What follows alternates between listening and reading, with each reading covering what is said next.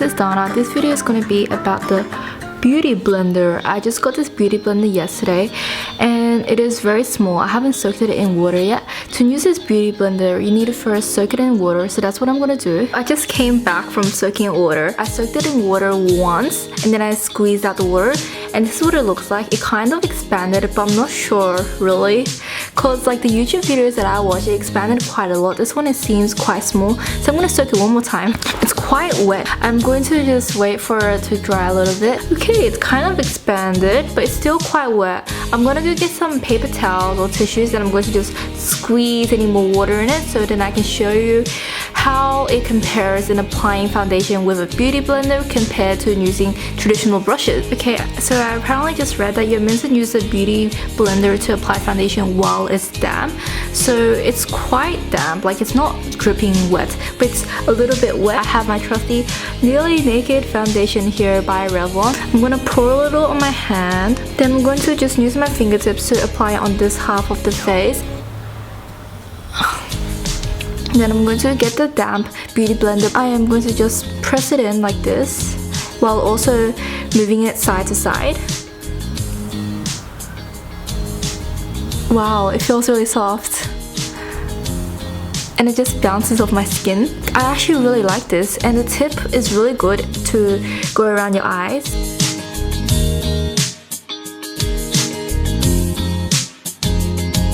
And this would also be really good with concealer because you're patting it on like this. I'm going to keep patting it on. Okay, for the forehead, I'm going to use the big choppy bit. It does take a bit more time compared to just buffing in the foundation with the brush. But it feels really good. I like how it's blended my foundation really well.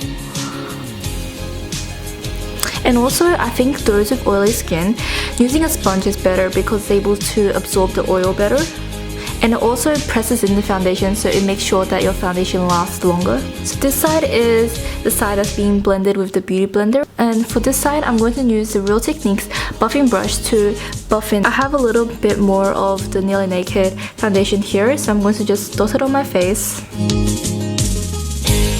Ooh, I have foundation polka dots. So it's very fast when you wear a brush.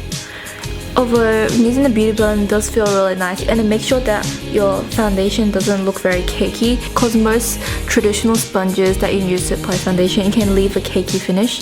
The Beauty Blender, it blends in really well, and I like how it's left a little bit of iridescent glow here.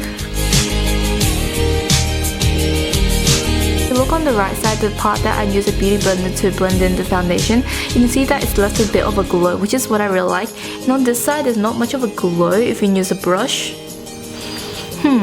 I wonder why. Maybe it's because of lighting, but I'm not sure. Here is the part that's being blended with the buffing brush by Real Techniques, and here's the side that's being blended by the Beauty Blender. I actually really like the side that's being blended by the Beauty Blender, as it's kind of like dewy looking, like not very satin finish. This side, it looks more like a satin finish. If you can see, there's a bit more glow on my cheeks. There's a bit of the glow. There's a bit of glow here and here, so there's a bit more light and it looks more natural and healthy. For this side, I actually also like it, but it looks more flat, if you know what I mean. Do you like the lip color I'm wearing? So here's what it looks like zoomed out. Can you see how there's more of a glow on this side and looks more shiny, but not shiny as in oily shiny, as in shiny, healthy shiny. But it's definitely really good. When using a Beauty Blender, you do need to wash it more often. On the back of the Beauty Blender instruction, it said that you should wash it before every use, and you should also use a Beauty Blender while it's damp. I think because I used it while it was damp, that's why it gave this more glowy finish rather than this more matte finish, matte without any glow finish. If I touch this side of the skin, it feels really nice as well. Actually, it feels the same. So my final thoughts on using the Beauty Blender compared to a normal brush, I have to say, even though I love the buffing brush, I adore this buffing brush, I have to say the Beauty Blender is probably something I'm going to use more often because it just blends like a dream. It looks very natural, it gives a very healthy glow to the skin compared to this side, but I think if you use powder on top of the foundation over here, it'll probably reduce the glow. But overall, this is a really good applicator for foundation or concealer. The Beauty Blender is also much more convenient to carry around compared to the brush. See how big this is? This is probably like half the size of the brush. So if you travel often, the Beauty Blender would be a much better choice than any brush. Like, I don't really own high-end brushes like Bobbi Brown and MAC foundation brushes, but I say that you should definitely try out the Beauty Blender before you purchase any brushes, because this is much cheaper and it is much more travel friendly. So yeah, that's a plus. I love the feeling it gives on my face. It's so soft, and because it's a little bit damp, it gives a cooling effect. It's somewhere over here, so I love the cooling effect. Thank you for watching.